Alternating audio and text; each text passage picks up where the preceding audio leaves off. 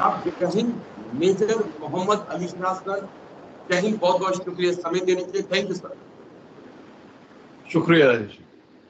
Thank you sir. बड़े अहम मुद्दे पर आज मैं बात करूंगा, लेकिन दर्शकों को बता दूं कि सर को आप बहुत अच्छे से जानते होंगे।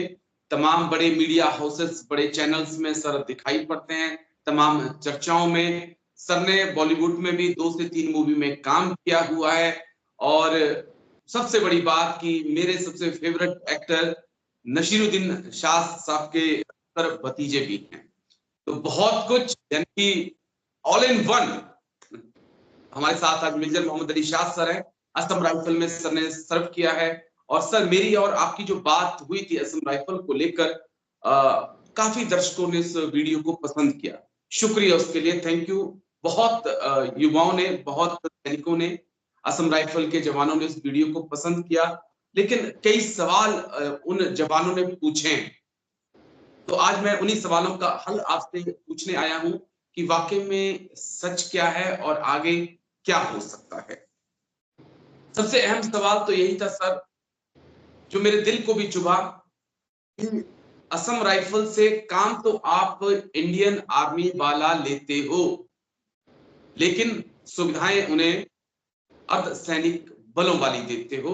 तो लोग, बच्चे और सैनिक जो है उसमें, अब लोग तो बोलना गलत है, माफी चाहूंगा इसके लिए, जो सैनिक हैं या पूर्व सैनिक असम राइफल में काम कर रहे हैं, सर्व कर रहे हैं, वो चाहते हैं कि मिनिस्ट्री ऑफ होम से असम राइफल को लेकर मिनिस्ट्री ऑफ डिफेंस को दिया जाए, एक परमानेंट आर्मी की तरह उन्हें माना जाए।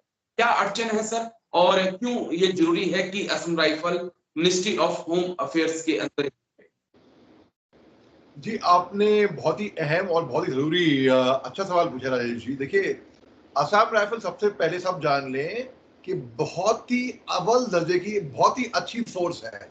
इसमें तो कोई शक की बात है ही नहीं। बल्कि यहाँ तक मैं अगर निजी तौर पर पूछा जाए तो हालांकि मैंने स्पेशल फोर्सेस में मैं नहीं रहा हूँ, मगर उनके ऑपरेट जरूर करा है मैंने नॉर्थ ईस्ट के अंदर।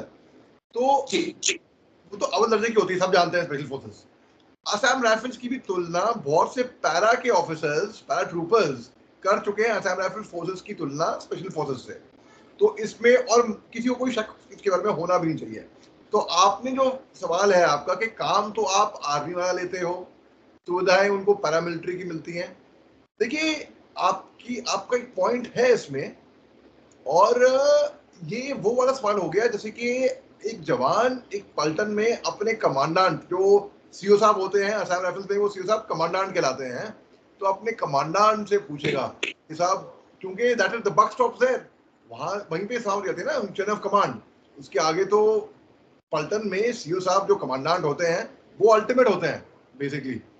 ये नहीं कि भाई सेक्टर कमांडर या आईजी साहब, डीजी साहब, वो होते हैं, सीनियर होते हैं, नो डाउट, मगर जहां तक एक पलटन, एक फैमिली का हेड ऑफ फैमिली तो कमांडेंट साहब होते हैं। अब ये सवाल एक जवान कमांडेंट साहब से पूछेगा, अब कमांडेंट साहब के पास उसका जवाब नहीं हो पाएगा, क्योंकि वो तो कमांडेंट साहब ना। तो ये जो डिसीजन जो होता है ये ऊपर से आता है। अब लोग पूछेंगे, वही वाली मैं एग्जांपल इसलिए दिया है क्योंकि लोग सवाल करेंगे डीजी असम राइफल से, किसी का और, ठीक है, मगर बात ये है कि असम राइफल्स जो है लोगों को समझना पड़ेगा, ऑपरेशनली अंडर आर्मी आती है, स्पेयर कोर, और administratively under DG Assam rifles, जो कि होम मिनिस्ट्री के अंडर आता है। आर्मी तो आती है डिफेंस मिनिस्ट्री में, मैं मानता हूं, और होम मिनिस्ट्री आती है, और असम राइफल आती है होम मिनिस्ट्री में। तो ये डिसीजन, ये निर्णय कहीं से होम मिनिस्ट्री से कहीं से लिया गया होगा, जहां तक मेरा मानना है, क्योंकि वक्त के साथ फेरबदल हो सकते हैं, क्योंकि हमने तमाम अर्धसैनिक जो रेजिमेंट्स होती हैं, पैरामिलिट्री फोर्सेस होती हैं, उसे हमने देखा है कि केवल मिलिट्री यूनिट में उन्हें कन्वर्ट किया जाता है। तो असम राइफल के लिए एक बहुत लंबा वक्त नहीं हो गया सर, बहुत लंबा इतिहास है। 1 और 2 असम राइफल का देखे तो मैं चाहता हूं कि मुझे शायद गलत हो सकता हूं, 1800 से चली आ रही है, कुछ सन इसी के आसपास है सर। तो एक लंबा इतिहास है इनका। अब क्या वो वक्त आ चुका है कि अब इन्हें वाकई में आर्मी का वो दिया जाए? कैसे आप देखते हैं? हाँ, इसमें कोई हर्जा नहीं है, इसमें हर्जा नहीं है कुछ भी। मैं कोई हर्जा देखता नहीं हूँ इसके अंदर। देखिए, बात ऐसी है कि असम राइफल्स के जो ट्रूप्स हैं, के जो जवान हैं, इतने प्रोफेशनल, कॉम्पिटेंट, रोबोस, रगेड होते हैं कि जब मैं असम राइफल्स में कदम रख रहा था तो सबसे पहले क्या हुआ, एज अ प्रोटोकॉल मैं गया PIT के लिए, प्री इंडक्शन ट्रेनिंग के लिए, दीफू में होती है। वहां पे Assam rifle training centre school का एक ब्रांच का है। तो वहां पर हमारी जो पलटन थी, उसने बेस्ट इन एंड्योरेंस जीता था। Best overall company, director general Assam rifles का बैनर जीता था, वहां पे उठा के लेकर आए थे। और मैं कंपनी, मेरा सौभाग्य था कि मैंने ऐसे लोगों के साथ को कमांड किया कि मैं तो केवल कंपनी कमांडर था। पूरा काम, पूरी मेहनत जवानों ने की थी एक्चुअली। तो उसके हकदार, असल हकदार वो थे। बाद में मेरे को फिर एक कमेंडेशन कार्ड से भी नवाजा गया 15 अगस्त को 2007 को। वो भी जो GOC-in-C कमेंडेशन कार्ड था, उसके भी हकदार मैं बोलूंगा मेरे जवान थे। जवानों ने पूरा काम किया एक्चुअली। फिर 26 जनवरी 2008 को जब मैंने परेड कमांड करी, बहुत लोगों ने वो वीडियो देखा होगा, दूरदर्शन पे यूट्यूब पे भी है। तो जवानों की ड्रिल अव्वल दर्जे की थी, अव्वल दर्जे की। मैंने ऐसी ड्रिल, ऐसा डिसिप्लिन, ऐसा टर्नआउट कहीं पे देखा ही नहीं, कहीं पे भी। तो इसमें तो कोई शक की बात नहीं है कि उनकी तुलना अक्सर आर्मी से ही नहीं, स्पेशली फोर्सेस से भी की जाती है। और अगर हम बोलें कि उनको वो दर्जा दिलाना चाहिए, वो तो देखिए, वो तो जो डिसीजन मेकर होते हैं, जो मिनिस्ट्री लेवल पे हैं, ऊपर, हमसे ऊपर, जो हम सोच भी नहीं पाएंगे, तो लोग डायरेक्टर जनरल साहब से सवाल पूछेंगे ये। और मुझे मालूम है कई लोगों ने पूछा भी था। देखिए, उनके पास, उन्होंने जवानों की वेलफेयर के लिए बहुत कुछ किया है। मैं ये बात मैं पर्सनली जानता हूँ निजी तौर पे। तो उन लोगों को मैं बताना चाहता हूँ जो इसको होल्ड करते हैं अगेंस्ट DG साहब, कि भाई DG साहब के हाथ में है। ये तो वही बात होगी ना कि आप एक बटालियन के कमांडेंट साहब के से पूछोगे और आप उनके खिलाफ रखोगे ये बात दिल में कि यार जनरल के कमांडेंट साहब ने ये नहीं किया। भैया, वो पूरी कोशिश करते हैं। मैं, ऐसा मानना है, जो भी वर्दी वाला होता है, जितनी वर्दी पहनी है आर्मी की, असम राइफल्स की, हमने, जैसे कि जब मैं कमीशन हुआ था तो पहले के 3 महीने तो मैंने जवानों की लाइन में गुजारे थे बाय रूल। मेरे को तो ऑफिस आउट ऑफ बाउंड था मेरे लिए। डाइनिंग इन ही 3 महीने बाद हुआ। तो जवानों की लाइनों में रहना, उनके साथ लंगर में खाना, कई तकलीफें देखी हैं। जवानों की लाइफ में क्या होता है हमें मालूम है। और मैं एज एन ऑफिसर ऑल्सो, मैंने जवानों की लाइन में, लंगर में ज्यादा वक्त गुजारा है ऑफिसर में से ज्यादा। जवान छुट्टी मांग रहा तो फिर उसको डबल छुट्टी मिलती थी उसको। तो हमारी कमांड ऐसी थी। तो जितने भी वहां पे असम राइफल्स में ऑफिसर आते हैं, ऐसा नहीं है कि वो वाकिफ नहीं है तकलीफों से, वो अच्छे से वाकिफ है। जो एसओ अरवा, जो प्रेसिडेंट अरवा होते हैं, president of Assam rifles wife association, उनको भी सारी तकलीफें मालूम है। क्योंकि आर्मी में तो कम से कम राजेश जी, हम 2-1 साल रहेंगे पीस में, फिर फील्ड में आएंगे, फिर पीस में आएंगे, फिर फील्ड में आएंगे। असम राइफल बरकरार, लगातार फील्ड में ही रहती है, लगातार, mostly north part of India. हालांकि असम राइफल ने अव्वल दर्जे काम करा है जम्मू कश्मीर में भी। मेरी जो बटालियन है, मेरी निजी तौर पे बटालियन, वो अभी JNK में है पिछले 3 साल से। और वही बटालियन ने मिड 80s में IPKF, Indian peace keeping force, Sri Lanka में भी और पवन में भी अव्वल दर्जे काम करके दिखाई है। तो असम राइफल्स के वो जवान हैं जो रेगिस्तान में ढल जाएंगे, सियाचिन ग्लेशियर में ढल जाएंगे, आइलैंड में ढल जाएंगे, समुद्र में ढल जाएंगे, जम्मू कश्मीर में हर जगह काम करते हैं और बहुत अव्वल दर्जे का काम करते हैं। इस चीज को मैं नहीं नकार सकता सर, ना ही मेरे दर्शक। 2-3 पॉइंट मुझे और समझाइएगा। तमाम जो सवाल आ रहे हैं इस वक्त असम राइफल के जवानों के, बहुत कुछ उन्होंने कहा है और इंडियन आर्मी से वो बात कर रहे हैं। लेकिन क्या मुझे लगता है अब असम राइफल एक ज्यादा बेटर ऑप्शन है, क्योंकि वहां पर अग्निवीर नहीं है। इंडियन आर्मी में अगर आप जाएंगे एक जवान के तौर पर, तो 4 साल बाद आपका खुद का पता नहीं है कि आप रहेंगे नहीं रहेंगे। एटलीस्ट असम राइफल में तो जहां तक मेरा नॉलेज है, ये है कि आप अग्निवीर वहां पर नहीं है, कि है सर वहां पर भी? अब मुझे ख्याल नहीं आया, लेकिन जानता हूं मैं कि BSF ने बोला है कि वो अग्निवीर को अब्जॉर्ब करेंगे और एज रिलैक्सेशन भी दी है 5 साल की। और अलग पैरामिलिट्री फोर्स है। असम राइफल्स का मेरे को ख्याल नहीं है इसके बारे में कि उसमें अग्निवीर की एंट्री होगी कि नहीं होगी, मुझे मालूम नहीं। मेरा नॉलेज है, क्योंकि आर्मी के किसी भी CFPF में नहीं है, तो आई होप कि असम राइफल में भी नहीं होगा, क्योंकि ये एक बड़ी चुनौती बनी है अग्निवीर, और भारतीय सेना में अगर आप आते हैं तो 4 साल बाद क्या पता आप रहेंगे ना रहेंगे, तो बेटर है कि आप असम राइफल को चुनिए। एक पॉइंट और, क्या, क्योंकि मुझे इतना नॉलेज नहीं है सर, क्या असम राइफल में भी इंडियन आर्मी की तरह जैसे सिपाही होता है वो 16-17 साल जॉब करता है, हवलदार 28 साल, सूबेदार साहब 30-32 साल काम करते हैं, या सीएपीएफ की तरह आप 60 साल 58 इयर्स तक काम कर सकते हैं? देखिए, बात ऐसी है कि असम राइफल्स वाला जो गीत है वो है कि सिपाही देश की हमने शान बढ़ाई।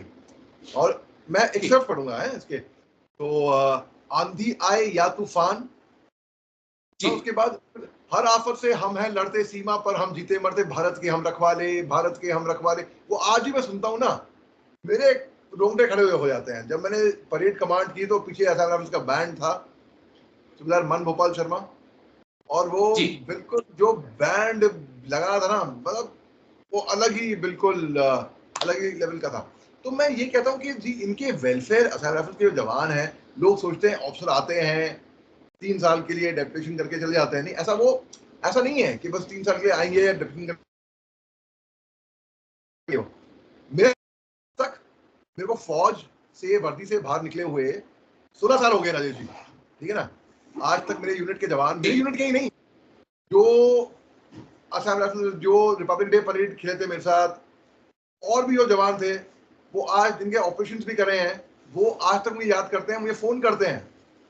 तो हमारी ये असम राइफल्स की टाई है बाय द वे, और ये DG Assam rifle commendation card जो है सिविल ड्रेस में मेरे को मिला था अभी कारगिल विजय दिवस के आसपास, और मैं बड़े शान से पहनता हूँ।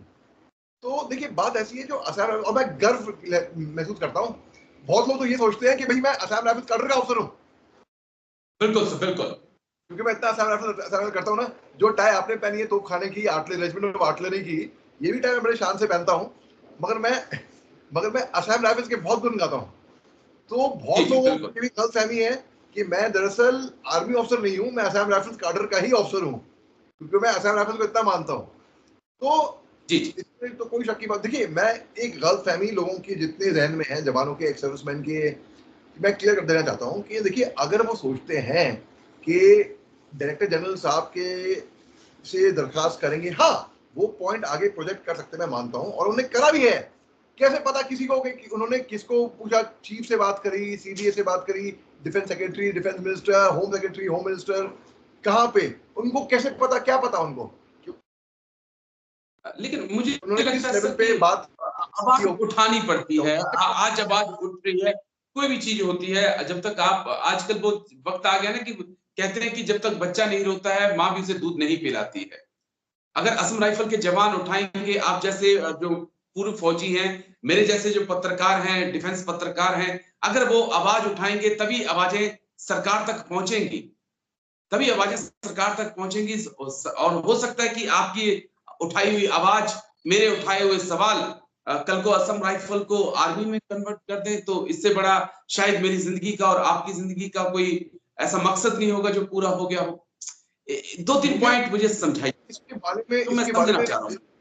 इसके बारे में राजेश जी, मैं बहुत छोटा था, एक फौजी था, तो इसके बारे में मैं कमेंट नहीं कर पाऊंगा। मगर जहां तक मेरा मानना है, जहां तक कंपैरिजन करते हैं उनके ट्रूप्स की, जवानों की, उनकी मेंटल अलर्टनेस की, एजिलिटी की, रोबोट्सनेस, उनके राइडनेस की, उनके टफनेस की, इसमें तो कोई शक की बात है ही नहीं कि वो एट पावर हैं।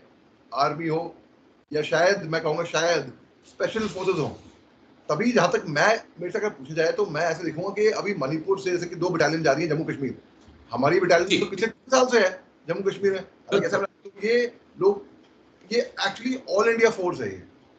हाँ मैं मानता हूँ ज्यादातर तो north east part of India से आते हैं, इसमें माइते भी हैं और कुकी भी हैं, जो आपस में साथ में कोएग्जिस्ट करते हैं, कि थाली में खाते हैं। नागा भी हैं, भी हैं, अब मेघालय से गारो खासी जयंता भी हैं, अरुणाचल से अपनी भी हैं, मिजोरम से मिजो भी हैं, चकमा भी हैं, त्रिपुरा से देवबर भी हैं, हर जगह से लोग आते हैं, और यहाँ पे ये संता है जहाँ पे एक साथ मिलके रहते हैं। बिल्कुल 2-3 पॉइंट कि क्या ये जो सर्विस असम राइफल की होती है ये 60-58 ईयर तक होती है या फिर आर्मी की तरह ही आपको रैंक के अनुसार रिटायरमेंट लेनी पड़ती है? इसके बारे में फ्रैंकली स्पीकिंग मेरे को भी इतनी नॉलेज नहीं होगी इसके बारे में।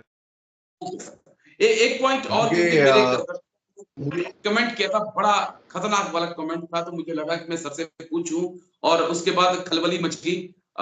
हो सकता है उन्होंने कहा था कि असम राइफल को देखकर तो बैट कमांडो भी भागेंगे, क्योंकि बैट अगर गर्दन काटता है तो ये जो असम रेजिमेंट में जो नागा और नॉर्थ ईस्ट वाले हैं खा भी लेते हैं, बच के उन्हें रहना पड़ेगा। मैं आपको एक बड़ी अच्छी कहानी बताता हूँ मैं आपको। देखिए बात ऐसी है कि हमारे जो बंदे थे ना, जो north east part of India के ऐसे आए थे असम राइफल्स के, तो एक दिन उन्होंने एक बंदर को मारा, ठीक है। जी वो यार मरा हुआ था, उन्होंने नहीं मारा, मरा हुआ होगा, उसको लकड़ी पे बांध के ऐसे के ले आते ना साइड में, ऐसे करके ले आते थे। जी तो वो फोटो बहुत बाद में कहीं पे वायरल हो गई। ये हुआ कि भाई ये असम राइफल्स की फौज है, ये खा जाएगी पकड़ के, ये असम राइफल्स की फौज है, हाँ खा जाएगी, तो डरो। तो जम्मू के जो उग्रवादी अगर आएंगे, जो बैट एक्शन के बॉर्डर एक्शन टीम के रेंजर होंगे पाकिस्तानी, वो नाम सुन लेंगे ना कि भैया असम राइफल्स जम्मू कश्मीर आ रही है, थोड़ा थोड़ा कांपेंगे। वही एक डिटरेंट होगा, केवल वही एक डिटरेंट होगा कि असम राइफल्स के नाम से ही शायद ना घुसे हो कि अगर अगर अगर असम राइफल्स के फौजी आ गए तो भूत बना देंगे, बिल्कुल छोड़ेंगे नहीं भैया। और चलिए काफी कामयाबी मिलेगी और मिल रही है। आई होप बहुत कुछ जल्द अच्छा होगा और असम राइफल भी, क्योंकि 2 से 3 बटालियन यहाँ पे आ चुकी हैं, काफी अच्छा वो करेंगी। लेकिन होप जल्दी ही असम राइफल के जवानों को एक मिलिट्री का दर्जा दिया जाए, उसी प्रकार की उनको फैसिलिटी मिले, क्योंकि उनका पॉइंट जायज लगा मुझे कि काम आप हमसे आर्मी वाला लेते हो, लेकिन नाम हमारा अर्ध सैनिक बल या पैरामिलिट्री फोर्सेस का है, तो उनको अच्छा नहीं लगा। तो लेकिन आप आए और आपने कहा, और आपसे भी मेरी रिक्वेस्ट है कि कभी डीजी साहब से आप मिले असम राइफल के, तो जरूर इस पॉइंट को रखिएगा कि साहब ऐसे ऐसे मेरी पॉइंट असम राइफल के जवानों जिन्होंने जनरल प्रदीप नायक की बात जी होती है तुझे, उन्होंने वो बहुत कंसर्न थे जवानों के वेलफेयर के बारे में, अपने ट्रूप्स के बारे में, अपनी फौज के बारे में जेन्युइनली कंसर्न थे। अब लोगों को पता नहीं क्या लगता है, क्या गलतफहमी में रहते हैं कि उनको चिंता नहीं है। बहुत चिंतित है, कहते हैं भाई 3 टेन्योर काटे असम राइफल्स में, फिर भी चिंता नहीं नहीं नहीं नहीं नहीं, नहीं चिंता बहुत है उनको भी, उनकी वाइफ को भी, मिसेस नायर को भी बहुत चिंता है। ये गलतफहमी मैं दूर जी कर देना चाहता हूँ लोगों के दिमाग से कि ऐसा नहीं है कि उन्होंने उन्होंने ओके ऐसे मतलब बहुत किया है। देखिए एक गिलास है जो आधा भरा है आधा खाली है। उनको अगर आधा खाली गिलास देखना है तो मैं क्या करूं उसके बारे में। आधा भरा हुआ देखिए ना आप, कितना अच्छा काम किया है उन्होंने north east part of India के लिए, केवल असम राइफल्स के लिए ही नहीं, पूरे नॉर्थ ईस्ट रीजन के लिए, जवानों के लिए, उनकी फैमिलीज के लिए बहुत कुछ किया है, बहुत कुछ किया है। मैं गिनाने लगूं ना तो मतलब मैं शाम हो जाएगी। जी जी जी जी तो जब वो लोग उनके बारे में, किसी के भी बारे में एक सोच से विचार होता है, गलत सोचते हैं, तो वो बात मैं एक दूर करना चाहता हूँ, क्योंकि मैं जानता हूँ ये बात फॉर अ फैक्ट कि जो असम राइफल्स के जवान है वो मेरे से बहुत प्यार करते हैं भैया, और मैं भी उनसे बिल्कुल इतना ही प्यार करता हूँ। हम एक परिवार के ही हिस्सा हैं, ठीक है। जी तो उनको मैं वो गलत फहमी उनसे दूर कर देना चाहता हूँ। प्लीज आपसे विनती है, सोचो जरा, दिमाग लगाओ, समझो इस बात को। ये वो एग्जाम्पल देना कि यूनिट के कमांडेंट, एक कमांडेंट बटालियन कमांडेंट साहब से आप कुछ पूछ रहे हो जाके, जरूरी है सर। डीजी साहब है, लेकिन चलिए आप आए, लेकिन अल्टीमेटली सबकी आप आप। आए। जी जी जी जी सर, थैंक यू, शुक्रिया मेजर मोहम्मद अली शाह सर, लंबा वक्त मैंने आपसे ले लिया। थैंक यू जैन साहब समझाने के लिए, thank you sir. Thank you Rajesh ji, शुक्रिया।